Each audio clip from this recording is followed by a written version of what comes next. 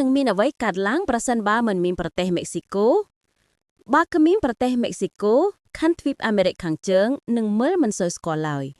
សហរដ្ឋអាមេរិកនឹងមានព្រំដែនជាប់នឹងហ្គ្វាតេម៉ាឡាហើយឈូងសមុទ្រមេក្ស៊ីកូនឹងរីកធំចូលទៅក្នុងទ្វីបទៀត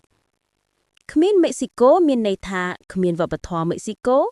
គ្មានតាកូសគ្មានតន្ត្រីម៉ារីយ៉ាជីនិងគ្មានថ្ងៃបូជាគេបួងសួងញាក់ត្រឡប់វិញ Dia de los Muertos ផ្នែកប្រវត្តិសាស្ត្រផលប៉ះពាល់ធំបំផុតគ្មានការរុករកយកឈ្នះរបស់អេស្ប៉ាញដែលបានផ្លាស់ប្ដូរពិភពថ្មីបដិវត្តន៍មេក្ស៊ីកូមិនដែលកាត់ឡើង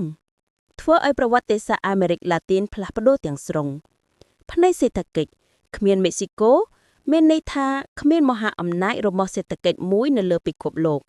គ្មានមជ្ឈមណ្ឌលពាណិជ្ជកម្មរវាងសហរដ្ឋអាមេរិកនិងអាមេរិកឡាទីនគ្មានប្រេងមេក្ស៊ីកូហើយគ្មានក្រុមហ៊ុន Bimbo ដែលជាក្រុមហ៊ុនផលិតនំប៉័ងធំបំផុតនៅលើពិភពលោកផ្នែកកីឡាគ្មាន Canelo Alvarez ហើយគ្មានគណៈពេលគួរឲ្យចងចាំនៅព្រឹត្តិការណ៍ World Cup របស់ក្រុមជម្រើសជាតិមេក្ស៊ីកូ